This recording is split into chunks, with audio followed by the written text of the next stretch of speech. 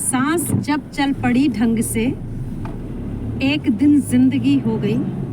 और जिस तरह बूंद बरसात में धीरे धीरे नदी हो गई। वाह वाह। और मैं न मंदिर न मस्जिद गया, मैं न मंदिर न मस्जिद गया, कोई पोथी न बाँची कभी, एक दुखिया के आंसू चुने बस मेरी बंदगी हो गई। क्या बात, वाह, बहुत सुंदर, बहुत सुंदर। भानु हंस जी की इस गज़ल के साथ, शेरों के साथ आज की नई शुरुआत।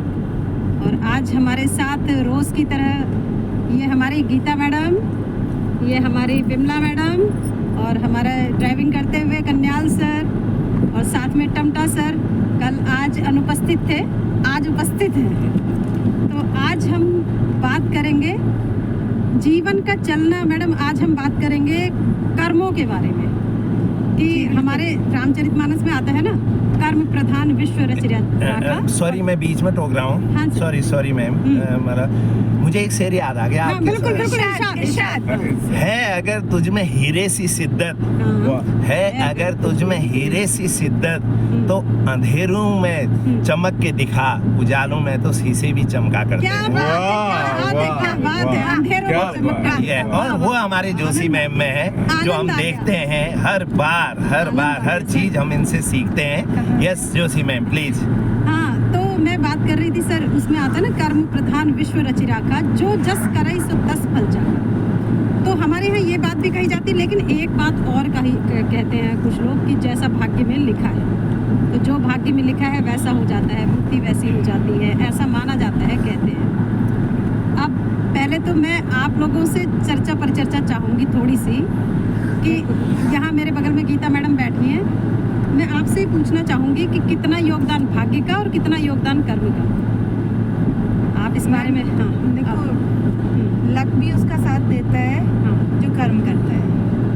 बिना कर्म के तो लक भी साथ नहीं देगा। ठीक है, कितना ही स्वादिष्ट खाना आपके सामने आपके लक में है, रखा हुआ है, लेकिन आप जब तक खुद से अपने हाथ से उठा करके नहीं खाएंगे और कोई आपके मुंह में भी रख दे तो भी चबाना तो आपको ही पड़ेगा।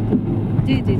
तो फिर लक मैटर कर सकता है, बट अगर आपका कर्म स्ट्रांग है तो शायद आप कुछ भी अचीव कर सकते हैं। बिल्कुल। कर्म आपको हारने नहीं देता। हाँ, ये तो बहुत बड़ी बात कही, कर्म हारने नहीं देता। बिमला मैडम आपकी क्या राय है कि हमारे जीवन में जो कुछ घटित हो रहा है, चल रहा है, उसमें हमारे कर्म की ज़्यादा भागीदारी होती है या भाग्य की? कि भाग्य में जैसे आप ही हैं, आप लेक्चरर हैं इंग्लिश की, तो क्या ये आपके नियति में बंधा हुआ था कि आपको लेक्चरर ही बनना है, तब आप जो है जैसे भी है इस पद पर आप पहुँचिए, या फिर मतलब ज़्यादा योगदान आपके कर्म का?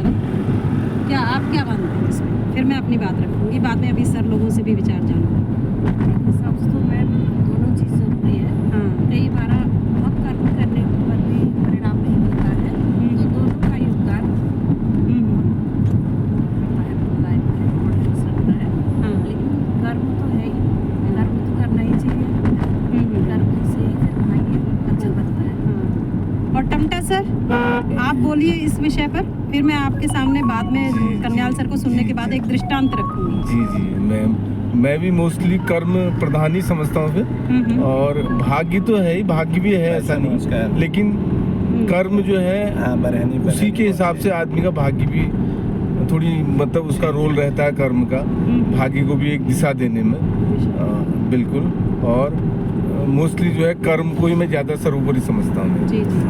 अब मैं कन्याल सर आपको सुनना चाहूँगी। जी अगर मैम पूरे जीवन की बात करते हैं, ओवरऑल दो चीजें हैं। एक तो या आप किसी वर्क की बात करते हैं, फर्स्ट मतलब एक नौकरी मिल गई या एक कोई चीज मिल गई, इसके लिए अलग है। अगर आप पूरे ऑल ओवर पूरे लाइफ के बारे में बात करते हैं, तो जैसे कि दोनों मैम सर लोगों ने कहा, कर्म सबसे इम्पोर्टेंट है ना।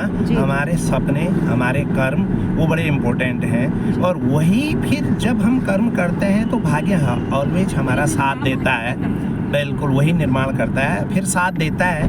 और लेकिन हो सकता है कि पर्टिकुलर किसी चीज़ को पाने के लिए या पर्टिकुलर किसी काम के लिए कभी लाइफ में कोई चीज़ हमें मिल गई थी अचानक और हमने कर्म नहीं किया था, तो इट मीन्स ये है कि आपके वो सपने थे, और जो आपने मिले वो तब से बुने हुए थे, जो आज जाके स्ट्रांग हुए और आज जाके आपको मिले। तो फिर भी वो भाग्य नहीं है, फिर वो कहीं ना कहीं आपका सपना था, आपके उसके बारे में सोचा, उसके बाद आपके कर्म थे, जो अच्छे कर्म थे आपको वो चीज़ मिली, आपके बुरे कर्म थे आपको बुरी चीज़ मिली। डेफिनेटली कर्म ही इम्पोर्टेंट है।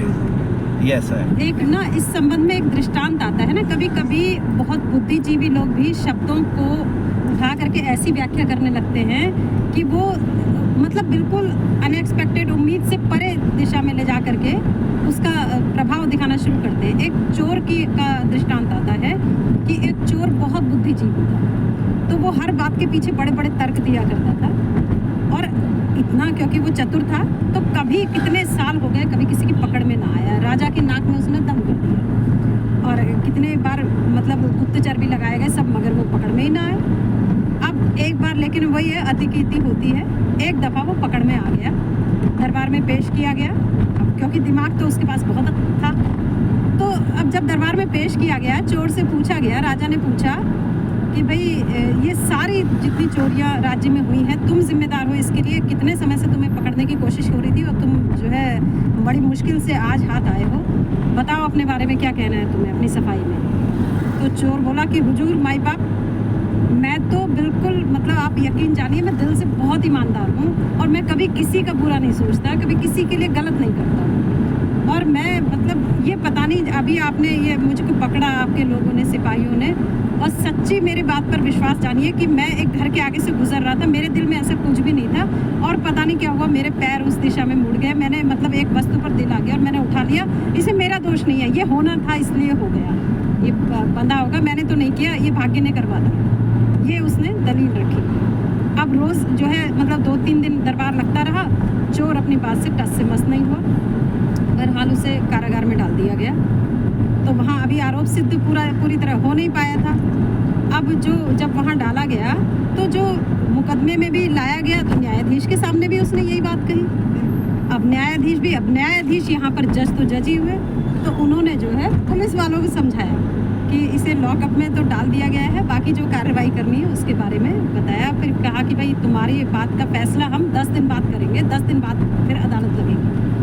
अब जब 10 दिन के बाद अदालत लगी, चोर को वहाँ पर लाया गया तो उसकी जगह जगह नील पड़े थे, गालों में, हाथ में, और आते ही वो अदालत में आते ही चीखने लगा कि अभी मेरी जो है सज़ा सिद्ध भी नहीं, वो दोष सिद्ध भी नहीं हुआ, और मेरे को जो है आप लोगों ने इतना पिटवा दिया, मार दिया, ये कर दिया, और जब तक मेरे को आरोप सिद्ध नहीं हो जाता मैं कैसे, आप लोगों ने मुझे सज़ा दे दी दुनिया भर की कि भाई ये तो बहुत गलत किया आप लोगों ने।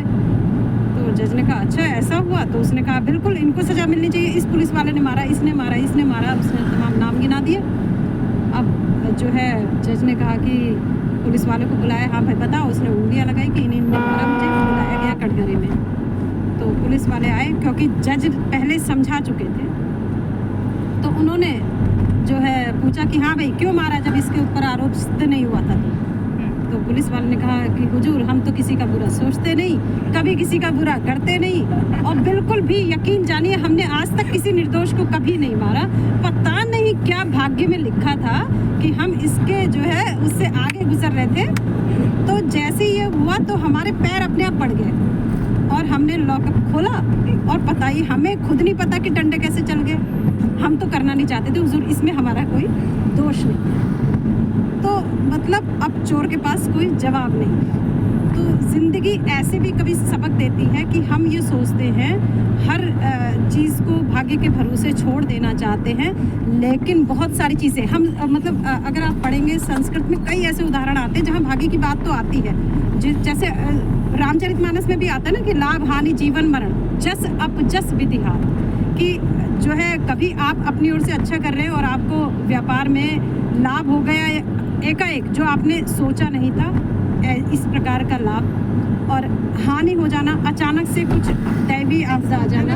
हमारी जो मैथोलॉजी है हम ये बिलीव करते हैं कि हमारे जो पूर्व जन्म की चीजें कर्म है, ठीक है, वो जो हमारा प्रारब्ध है वो वाली चीज की बात भी तो करते हैं, बिल्कुल। तो ये भी तो हो सकता है कि हाँ। हमने जो पिछले जन्म में कर्म उसके किए थे अनुसार वो हमको हमारा कर्म- भाग्य इस हाँ। जन्म में बना रहा है। हाँ हाँ हाँ वो भी हो सकता वो है, हाँ, बट हाँ। हम ये नहीं कह सकते यही कि हमारे चीज़ है। कर्म बेकार हो जाएंगे। बिल्कुल जो बिल्कुल चीजें हम मेहनत कर रहे हैं, मेहनत हाँ। तो मेहनत के आगे तो ऊपर वाला भी झुकता जुड़ है। जाता है। बिल्कुल बिल्कुल सही बात कही आपने कि मतलब ये हमारा प्रारब्ध होता है कि हम अपनी ओर से सही कर रहे हैं और अचानक से कोई नुकसान हो गया, दैवीय आपदा आ गई, कुछ भी हो गया, और जन्म और मृत्यु इन पर हमारा अधिकार नहीं है। लेकिन कर्म करने के लिए हम स्वतंत्र हैं, अपने विचार सोचने के लिए हम स्वतंत्र हैं, और जो हम एक एक स्टेप उठा रहे हैं, जो हम चल रहे हैं, अब यही है। देखिए इतने मस्तिष्क एक साथ मिले ना, अभी सर ने कहा कि चलिए वीडियो बनाए, है ना, तो और उसमें भी कुछ ना कुछ बात रखी जाए, तो ये पहले प्लानिंग बनी ना, बिना विचारों के नहीं होता। और इसी को हम जो है चाहते तो समय पूरा बर्बाद भी कर सकते थे, लेकिन हम जैसे विचार ला रहे हैं, हम कर्म कर रहे हैं, और उसका फल निश्चित रूप से आज नहीं तो कल आना ही आना है ना। तो जीवन का संदेश यही है। मुझे अंत में एक शेर याद आ रहा है गोपाल दास नीरज का, कि जागते रहिए जगाते रहिए, जागते रहिए जगाते रहिए, मेरी आवाज़ में आवाज़ मिलाते रहिए, और नींद आती है तो तकदीर भी सो जाती है, नींद आती है तो तकदीर भी सो जाती है। कोई अब सो न सके, गीत वो गाते रहिए, कोई अब सो न सके, गीत वो गाते रहिए। वाह वाह। नमस्कार, इसके साथ कल मिलेंगे फिर। बाय।